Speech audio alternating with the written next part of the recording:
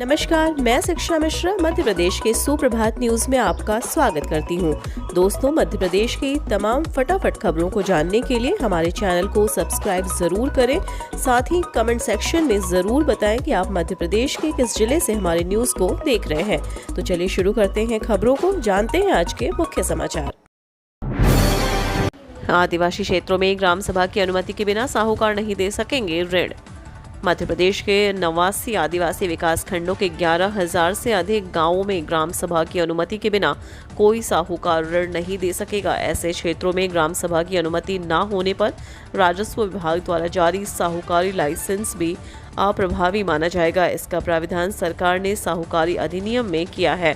अब पंचायत उपबंध अनुसूचित क्षेत्रों पर विस्तार अधिनियम के तहत सरकार ने नियम में साहूकारी व्यवसाय को लेकर कई नए प्राविधान किए हैं। स्वच्छ सर्वेक्षण ग्रामीण 2022 परिणाम में वेस्ट जोन में मध्य प्रदेश अव्वल। स्वच्छ भारत मिशन में उत्कृष्ट कार्य के लिए मध्य प्रदेश को कई पुरस्कारों के लिए चुना गया।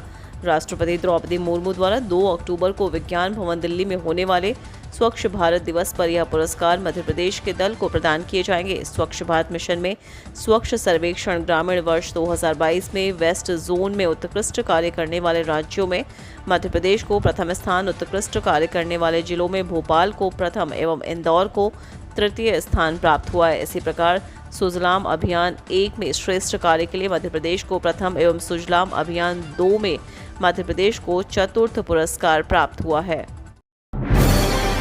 लाडली लक्ष्मियों ने कहा, बॉर्डर देख मिली नई ऊर्जा, देश प्रेम की भावना हुई जागृत।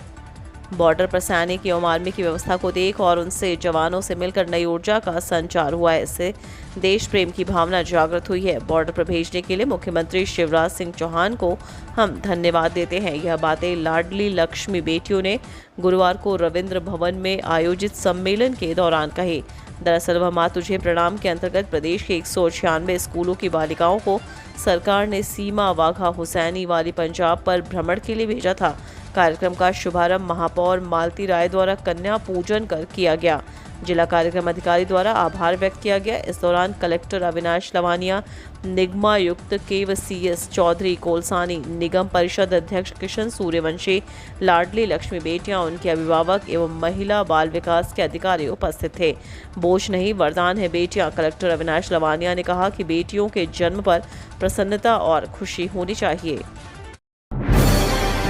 आरबीआई ने रद्द किया लक्ष्मी कोऑपरेटिव बैंक का लाइसेंस, 5 लाख रुपए तक का दावा कर सकते हैं ग्राहक।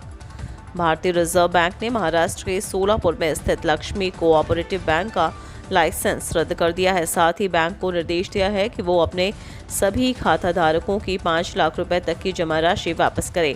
खाता धारकों को इसके लिए बैंक में आवेदन करना होगा। रिजर्व बैंक ने कहा कि इस कोऑपरेटिव बैंक के पास पर्याप्त पूंजी नहीं है और यह अपने मौजूदा जमाकर्ताओं की पूरी राशि चुकाने की स्थिति में नहीं है। रिजर्व बैंक ने कहा कि शुक्रवार को कारोबार बंद होने के बाद बैंक बैंकिंग परिचालन नहीं कर पाएगा। आपको बता दें कि अगर बैंक डूबता है तो प्रत्येक जमाकर्ता को नए नियमों के तहत जमा राशि पर बीमा दावे का अधिकार होता है। इसकी सीमा फिलहाल 5 लाख रुपए तक की है।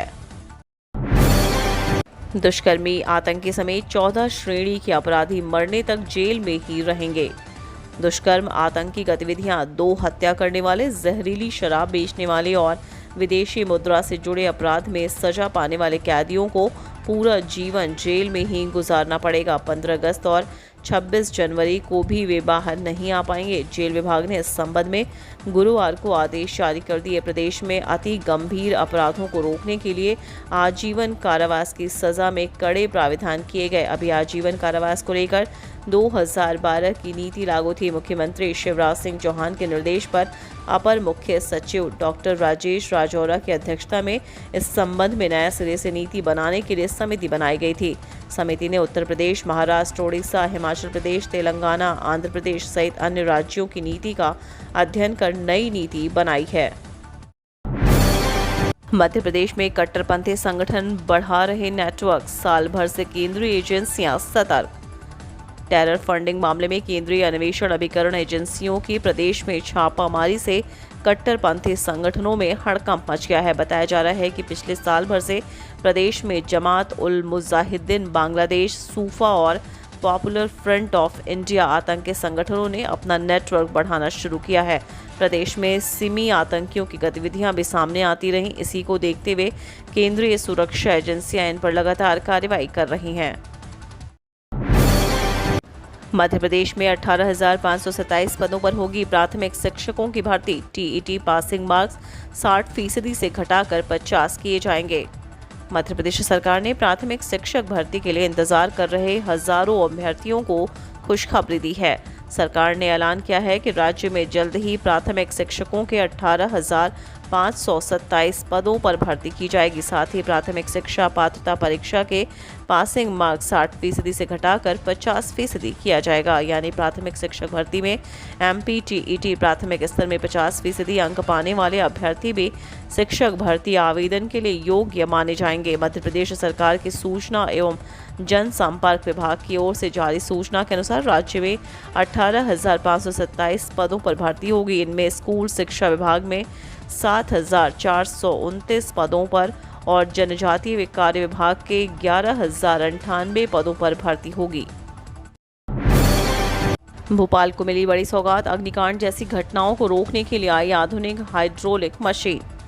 अग्निकांड को रोकने के लिए फायर सेफ्टी को लेकर राजधानी भोपाल को बड़ी सौगात मिली है। प्रदेश में लगातार बढ़ती आगजनी को घटनाओं को देखते हुए 18 मंजिल से अधिक ऊंचाई तक पहुंचने के लिए अत्याधुनिक हाइड्रोलिक मशीन निगम के बाड़े में शामिल हुई है। यह मशीन हवा में उठकर लंबाई को और अधिक बढ़ा सकती है। जानकारी के अनुसार इसके साथ ही ये मशीन 360 डिग्री तक मूव कर सकती है। बताया जा रहा है कि 5.5 करोड़ की लागत की इस मशीन को खरीदने के लिए 2.5 साल पहले टेंडर जारी किए गए थे। फिलहाल फुल्ली ऑटोमेटिक मशीन का जायजा लिया गया, जो कि अपनी परीक्षा में सफल रहा। एमपी में लंपे वायरस की रोकथाम के लिए गौ पालकों को सीएम ने दिया संदेश, सावधान रहने की दी सलाह। मध्य प्रदेश में लंपे वायरस के बढ़ते मामलों के बाद मुख्यमंत्री शिवराज सिंह चौहान ने बुधवार को महत्वपूर्ण बैठक की। इस बैठक में मुख्यमंत्री ने अधिकारियों को निर्देश देते हुए कहा कि लंपे वायरस से बचाव के उपायों की जानकारी पशुपालकों को ग्राम सभा में बुलाए जाएं और उनको जरूरी निर्देश दिए जाएं। साथ ही प्रदेश की सभी गौशालाओं में टीकाकरण के लिए बड़े पैमाने पर अभियान चलाया जाए। वहीं गुरुवार को मुख्यमंत्री शिवराज सिंह चौहान ने गौ पालकों और पशुपालकों को लंपे वायरस के प्रति सतर्क रहने और पशुधन की सुरक्षा करने की अपील की। उन्होंने एक संदेश जारी कर लंपे वायरस से संबंधित लक्षण, पशुओं को बचाने के उपाय और सावधानियों के बारे में जानकारी दी। Prime minister's scholarship scheme for central armed police forces and Assam rifles 2022-23। Prime minister's scholarship scheme for central armed police forces and Assam rifles 2022-23 के लिए आवेदन आमंत्रित किए हैं। यह केंद्रीय सशस्त्र पुलिस बलों और असम राइफल्स कर्मियों की आश्रित विधवाओं और बच्चों के लिए कल्याण और पुनर्वास बोर्ड, गृह मंत्रालय, भारत सरकार की एक पहल है। स्व सहायता समूह की एक बहन की आमदनी कम से कम 10,000 रुपये महीना हो, सीएम शिवराज। इस वक्त मध्य प्रदेश सरकार के मुखिया एक और वर्चुअल कॉन्फ्रेंस के माध्यम से प्रदेश की विभिन्न प्रशासनिक गतिविधियों को दुरुस्त करने में लगे हैं, तो वहीं दूसरी ओर जनता के बीच जाकर जनता से संवाद कर विभिन्न योजनाओं के अनुपालन और उनसे हो रहे फायदों की जानकारी भी ले रहे हैं। इसके अलावा मुख्यमंत्री चौहान ने जन सेवा अभियान की शुरुआत की है। इस अभियान के चलते सरकार सभी पात्र हितग्राहियों के लिए यह बात सुनिश्चित करेगी कि उन्हें सभी सरकारी योजनाओं का लाभ मिले। QR कोड स्कैन करते ही मिल जाएगी वन्यजीव की पूरी जानकारी, पर्यटकों को मिलेगा लाभ। सबसे तेज भागने वाला वन्यजीव चीता की भारत में री-लॉन्चिंग यानी वापसी ने पूरे देश को रोमांचित कर दिया है। मध्य प्रदेश के ग्वालियर चंबल अंचल में बसे कूनो नेशनल पार्क में पिछले दिनों प्रधानमंत्री नरेंद्र मोदी ने नामीबिया से लाए गए 8 चीतों को छोड़ा था। इस सौगात के बाद ग्वालियर नगर निगम भी रोमांचित है। नगर निगम ने गांधी प्राणी उद्यान में एक नया प्रयोग कर वन्यजीवों की जानकारी लोगों तक पहुंचाने का नया तरीका लॉन्च किया है। कमलनाथ ने कार्यकर्ताओं से किया आह्वान, चुनाव में बचे 12 महीने, अभी से एक होकर जुट जाओ।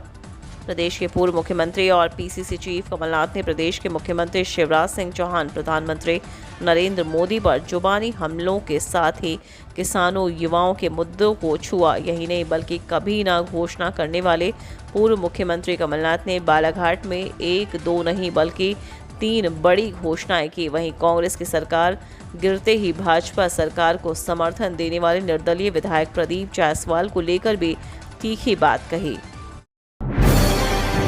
प्रदेश के करीब 91,000 विद्यार्थियों को मिलेगी लैपटॉप के लिए 25,000 रुपए की राशि।